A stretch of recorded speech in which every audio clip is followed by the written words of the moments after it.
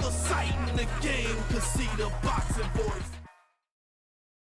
Catch me in the hood hanging out. All right. Welcome back to another edition of the Boxing Voice, and today's is going to be a quick little update. As you can probably hear from the background music, Adrien Broner has made headlines once again, and we're forced to talk about him. Outside of the fact that he's going to be taking on Khabib Allakhverdiev this October 3rd in Cincinnati on the network Showtime. Adrien Broner is most recently back in the news. Obviously, writers are going to write, fighters are going to fight. And Dan Rayfield, he's a writer for ESPN.com. And Dan Rayfield, doing his job, made an article on this Adrien Broner and Khabib Allakhverdiev fight. Now, you see, what has to be said is that this fight is going to be for a vacant WBA 140-pound title, which was recently relinquished by Danny Garcia, because Danny Garcia moved up to the welterweight division this August 1st when he took on Paulie Malignaggi at the Barclays Center in Brooklyn. However, the WBA typically crowns multiple champions. Like we all know, Mayweather was the WBA champion in the welterweight division, and Keith Thurman is the WBA champion in the welterweight division, and who knows, there's probably more WBA welterweight champions in that division. But this is the 140-pound, the junior welterweight division. So in this division, there is an interim titleist, and that is Jose Benavidez. We all remember Jose Benavidez going up against Mauricio Herrera in a fight that most seen Mauricio Herrera winning, and Jose Benavidez Jr. getting a decision that didn't sit well with the boxing media or the fans. Now, the funny thing about the Adrien Broner and Allakhverdiev fight is that Top Rank, which promotes Benavidez, expected for Jose Benavidez, since he was the interim titleist, to be elevated to the organization's full title holder, and he be the super WBA champions, because there's so many different versions of it. But that didn't happen. In fact, what happened was that the WBA ordered a fight to be determined for the vacant title, as per the organization rules, which obviously is going to be Adrien Broner and Allakhverdiev. Instead, the WBA ordered Jose Benavidez, who's 23-0 and 16 KOs out of Phoenix, Arizona, to make his mandatory defense of his interim title against some guy from Italy that no one ever heard of, by the name of Michele De Rocco, who's 41-1 and 18 KOs.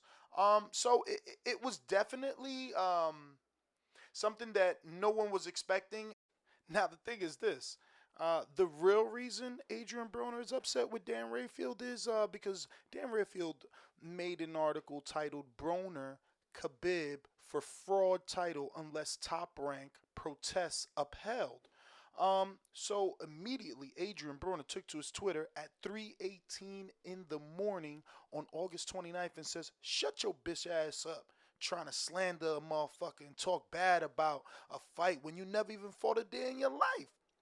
He goes on to say at 3:22 a.m. on the same day, "How about boxers start fighting you tough ass reporters and see if anybody will take a L. You computer gangsters make me sick. Hashtag bitches." He got a pretty good amount of retweets for that one. 90 retweets, 69 favorites. And, he closes it out in fashion. True Adrien Broner, about billions. He takes back to his Twitter at 3:23 a.m. same day. "Fat bitch, go lose some weight." Ouch. Tough day for Dan Rayfield. Now, so Adrien hits back to his Twitter same day, a little earlier, after I guess a couple of hours of sleep. It's about 10 a.m. 10:42 in the morning, and he says, "I'm back on Showtime, so fuck all the bullshit. The real AB is back. October 3rd, I'll be a full-time world champion in 4 different weight classes." Goes back for another tweet about 10:45 a.m. "People can hate me, but guess what? I'm rich, and I'm going to keep it that way. The new and improved Adrien Broner is about boxing. That's it." And For all the reporters, the new AB don't do interviews. So if you see any press release comments, just know it ain't me. I ain't saying shit. And then he takes it to another one at 10:49 and says, I will only talk after my fight. From here on out, no more press conferences, no nothing. So in true fashion, today at the press conference, he totally didn't talk, and he had his assistant speak for him at the podium. But the thing is this, what that means is that we have a focused Adrien Broner, and you can tell that by this leaked footage that we have of him training. I'm being told that he's keeping the camp very tight, no outsiders. Obviously, he's sparring with Chop Chop, Chop Chop being dangerous, and a lot of big names use him for sparring. And listen, he's taking it serious according to him. He's back on Showtime October 3rd, Cincinnati. He's going to be going for his 4th world title, and we will see if Adrien Broner can redeem himself, because we got to remember he was coming off that loss with Sean Porter, so this is another opportunity. He's a blessed kid, because coming off a loss, he's getting another world title shot, but we'll continue to keep you updated on this story as it unfolds. Catch me in the hood hanging out like Coach.